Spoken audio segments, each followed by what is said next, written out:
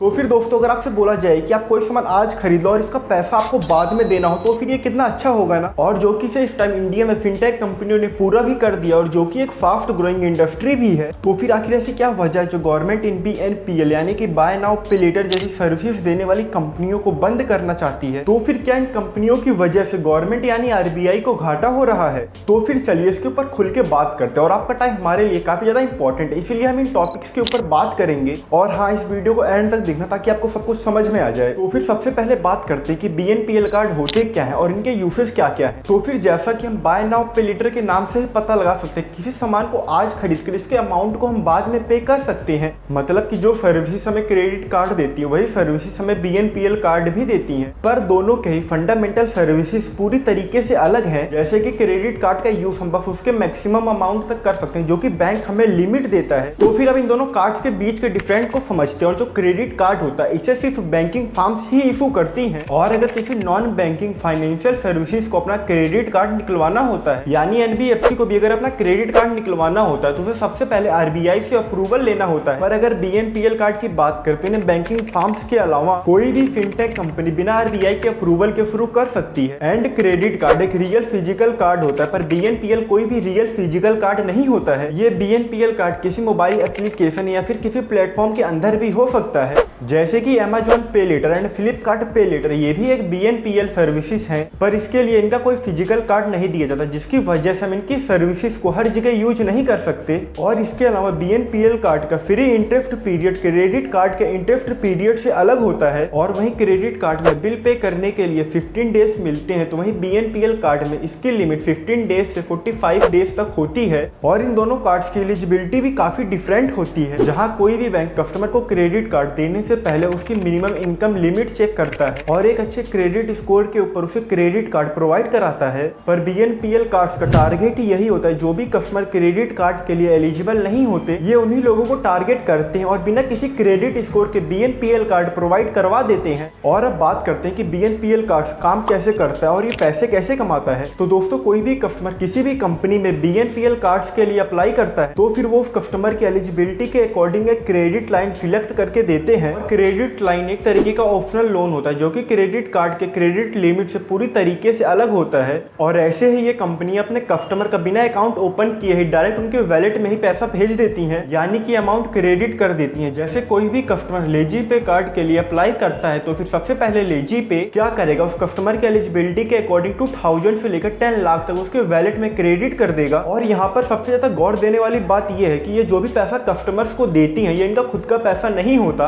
बल्कि ये किसी बैंक जैसे कि SBI, HDFC या फिर ये किसी नॉन बैंकिंग कंपनी जैसे कि बजाज फाइनेंस से कॉन्ट्रैक्ट करके और पैसा लेकर अपने कस्टमर को ऑफर करती है। और अगर कोई कस्टमर पेमेंट चुकाने में लेट करता है तो फिर ये कंपनियां उस कस्टमर्स के ऊपर इंटरेस्ट के साथ साथ लेट फीस का भी चार्ज लगा देती हैं। और अगर कोई कस्टमर अपने ट्रांजेक्शन अमाउंट को EMI में कन्वर्ट करना चाहता है तो फिर ये कंपनियां उसमें अलग से चार्ज लगाती हैं। और उसके साथ साथ ही जिस कंपनी के साथ टाइप यानी कि कॉन्ट्रैक्ट करती है उसके साथ भी ये 2 से 8% चार्ज करती हैं। जैसे कि अगर हम GoIBO पे कोई फ्लाइट की टिकट बुक करते और पेमेंट के वक्त BNPL कार्ड्स का यूज करते हैं तो फिर GoIBO टोटल अमाउंट का कुछ % कमीशन देती है BNPL कार्ड कंपनी को, कि अगर उस कस्टमर के पास BNPL का कार्ड नहीं होता तो फिर शायद GoIBO की वो टिकट भी बुक नहीं होती। और इसीलिए मैक्सिमम कंपनियां इस सर्विस के लिए चार्ज करती हैं। और यही दो मेथड इन कंपनियों के इनकम के मेन सोर्सेस हैं। और अब बात करते हैं कि ऐसी क्या वजह है जो कि RBI फिनटेक कंपनियों को बंद कर रही है, तो जिसमें कि अपने ही देश की कंपनियां बंद हो रही हैं, जिसमें कि अपना ही घाटा है। फिर इसके पीछे भी मेनली 2 रीजन है। फर्स्ट, काफी सारे लोग BNPL कार्ड से मिलने वाले पैसों को गलत यूज कर रहे हैं, जिसे कि RBI काफी दिनों से नोटिस कर रहा है। तो BNPL कार्ड से मिलने वाले पैसों का लोग money laundering, gambling and terror funding जैसे गलत कामों में यूज कर रहे हैं। और इन ट्रांजेक्शंस को RBI ट्रैक भी नहीं कर पाता, क्योंकि जो कंपनियां इंडिया में लोगों को BNPL सर्विसेज प्रोवाइड करवा रही हैं और उसमें से आधे से ज्यादा कंपनियां RBI के पास रजिस्टर ही नहीं है। और अगर इस सिचुएशन में कोई भी प्रॉब्लम क्रिएट हो जाती है, जैसे कि BNPL कंपनी ने किसी भी कस्टमर के साथ फ्रॉड कर लिया, तो फिर उसमें भी RBI उन कस्टमर्स की कोई हेल्प नहीं कर सकती। एंड सेकंड रीजन ये है कि पिछले 2 सालों में इंडिया में BNPL कार्ड्स का क्रेज काफी ज्यादा बढ़ा है, फिर जिसकी वजह से गवर्नमेंट बैंक्स को भी काफी ज्यादा नुकसान हो रहा था,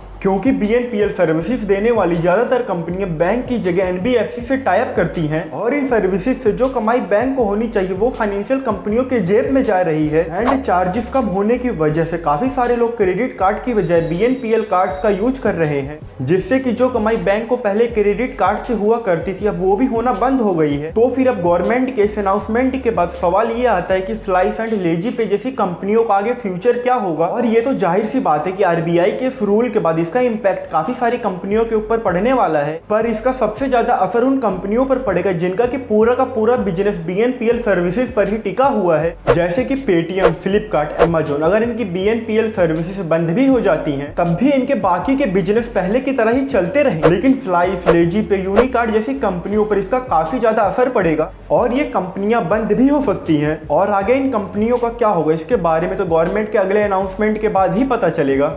और वैसे आपका क्या कहना है इन बाय नाउ पे लेटर जैसी सर्विसेज के बारे में, नीचे कमेंट करके जरूर बताना। एंड आई होप ये वीडियो आपको पसंद आई होगी, और अगर आपको इस वीडियो से कुछ भी सीखने को मिला तो वीडियो को लाइक करके चैनल को सब्सक्राइब जरूर करना। तब तक के लिए बाय।